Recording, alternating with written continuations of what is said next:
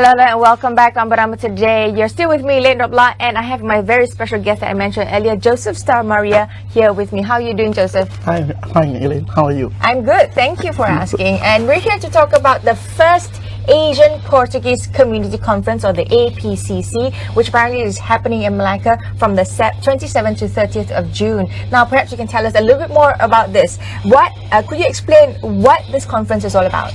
Well, specifically, the conference is on the 28th of June itself. 28th of June? 28th of June. Okay. The delegates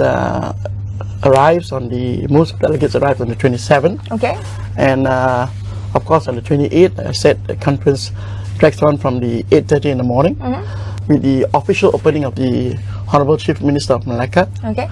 And we have 6 papers, academic papers presented after that. I see. And followed by a closing ceremony of gala dinner of cultural extravaganza involving communities of Portuguese descent in Asia. All right. And this is the first time that such a conference or gathering of Portuguese communities in Asia has been held. Right. And we're talking about India.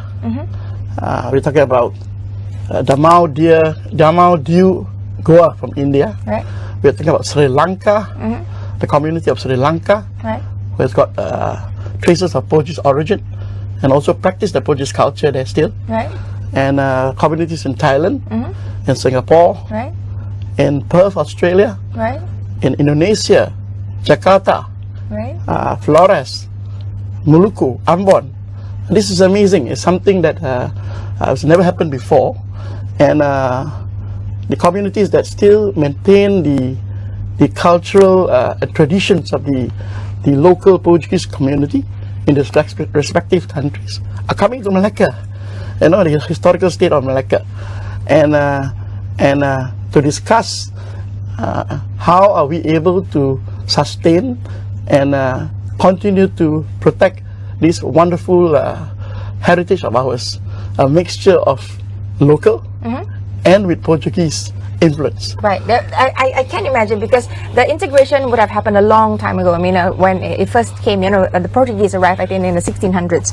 And from there on, they've integrated with the locals. So maintaining the heritage probably gets more difficult over time, because you lose that essence, you lose the connection more and more, unless there is something or someone that is actually the keeper of the heritage.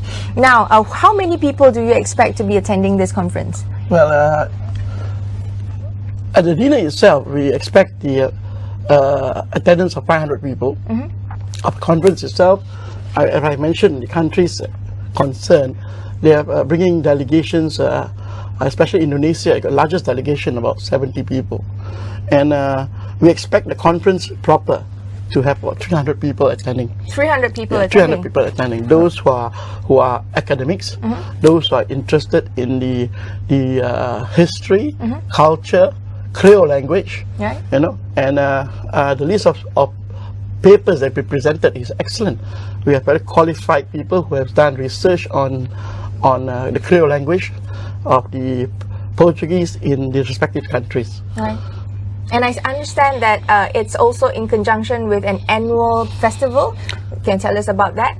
Yeah, it's been timed perfectly, because if you look at the program, it's 27 to 30th. Right. Meaning on the 29th, the delegates have a free and easy day. Right. They can enjoy Malacca. Yeah, to enjoy Malacca. Yeah. And to also, as you said, enjoy the Festa de San Pedro. Okay. Annual celebration of the Portuguese Malacca has been acknowledged as part of the national tourism calendar, and it is celebrated in a very grand scale in the only Portuguese village in Malaysia, the bastion of the Portuguese village, the bastion of the Portuguese community, which is the Portuguese settlement. Right. Tell us what happens at this Festa San Pedro. I've never been to one, so I would like to, encourage our locals to also go and visit, Cuti Malaysia as well, and visit Malacca and, be able to enjoy these festivities as well. So what's in store?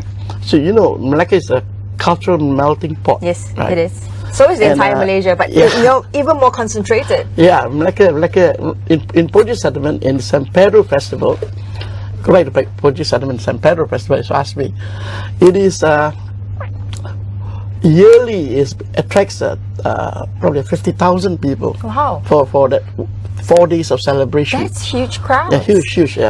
And besides Christmas, we have the Fairyland atmosphere in Puget Sediment. I've seen that in papers. I've seen that. Yeah. So San Pedro, it is a feast of Saint Peter. It is a feast of the patron saint of the fishermen. Right. So traditionally, the community resided by the seaside, and there are many fishermen there. So they celebrate in a grand scale. Their boats are blessed by the priest, the parish priest, and they have a decoration of the best decorated boats. And it's like a parade of sorts. Yeah, and it's got a variety of food, cuisine, Portuguese cuisine, shows, cultural shows at night. You should go there if you've never been there. Yes, I've never been. And I think Malaysians from all walks of life enjoy food, and this would be like a whole melting pot of everything that's possible. And we have had a chef in the past before that made Kristang food, and she's actually told us about it. And of course, we've not had a taste yet, but I think those who have never should explore how it tastes like. It's very popular as well. No, the food is one of those amazing thing in Malacca. Yeah. You have a Baba Nyonya food. Yes, of course. You have very good asam pedas, Malay asam pedas. Yes. You got very good Indian food. Right. The Chetty Malacca is another unique community. Right. A mixture of Malay and Indians. And they communicate themselves in Malay. Right. They're Indians. Yeah, as with Nyonya. Yeah. Yes. So this is the amazing thing of Malacca. We have Chetty Malacca, we have the Baba Nyonya, we have the Portuguese community. And each of us have got our own Malacca food, making up of all these what you call it, minority community food is something that the tourists come for. Yeah. It's to look for the niche, the unique, what you can't find elsewhere. And in Malacca, it represents that you can find all sorts of varieties there, from the Portuguese to the Nyonya. Now, tell us a little bit more about the Portuguese settlement in Malacca, of course. And what's the size of this the community there at this point of time? It's interesting because if you look at the Portuguese settlement, it started with 28 acres of land. Yeah. It began in 1930s when two missionary priests, Father Corrado and Father Francois, who came up with this idea that we have to resettle the poor people of the community into a place where they can propagate their culture and they can preserve their language. So that's how Portuguese settlement was born. Today, because of the existence of Portuguese settlement, the language is being preserved. We are talking about a language, a creole of 500 years. Yes. That has been preserved. This is amazing. And we practice the culture of also the 16th century culture.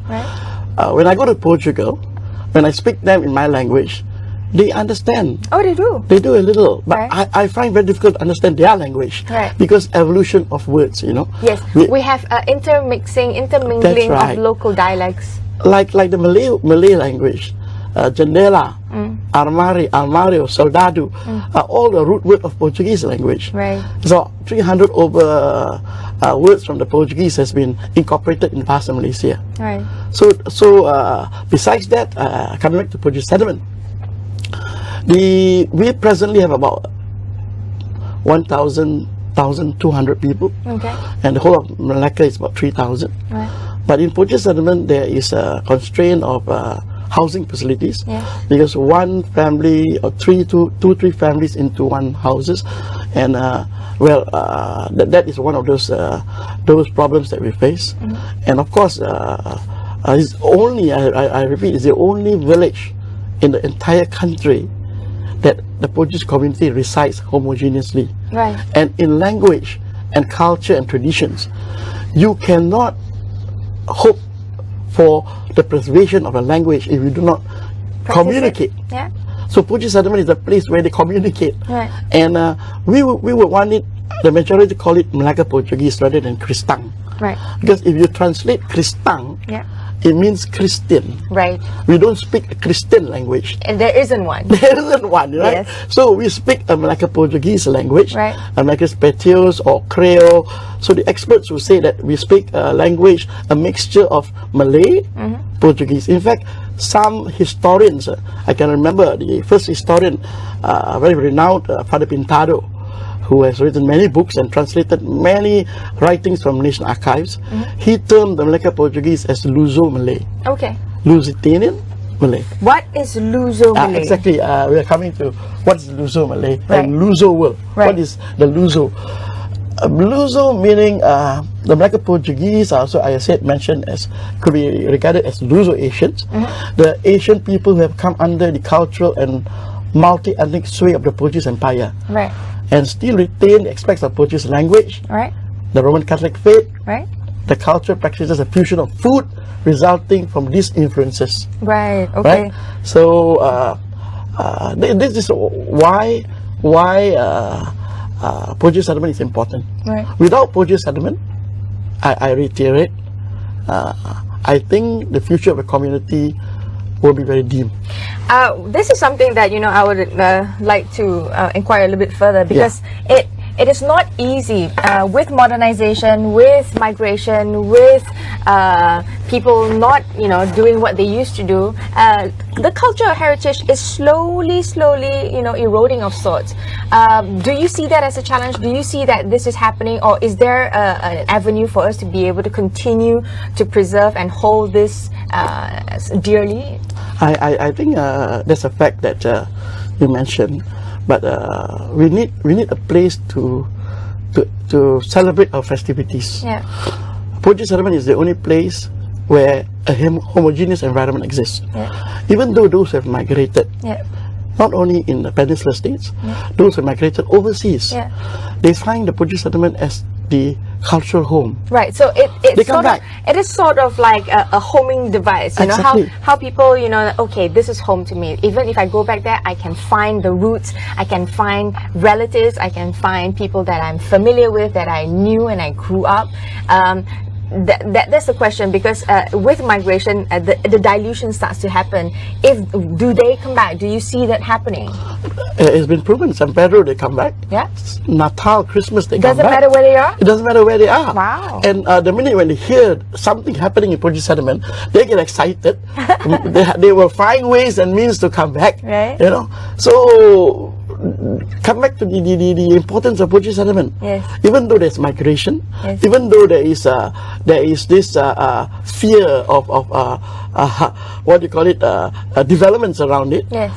Which can stifle and cause the Portuguese settlement to be even irrelevant, to shrink or disappear. Yeah. So that's why it's important. Right. Because the other factor I'm worried of, I think the community is worried of, that when property market becomes expensive, Yes. the land becomes expensive because of developments around. Yes.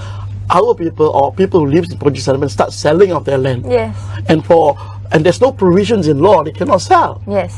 So how are we to have legislation? How do we preserve? How do we preserve this? Yes. There's no provisions in law. The National Land Code doesn't permit or stop anybody from doing so. selling. Right. So how do we do it? That's right. Now we will take a short break right now. When we come back, let's answer those questions and talk a Okay. little bit more about the conference itself and what are the key benefits that we're going to gain from Sure. it. Thank Stay you. tuned for that. We will be right back.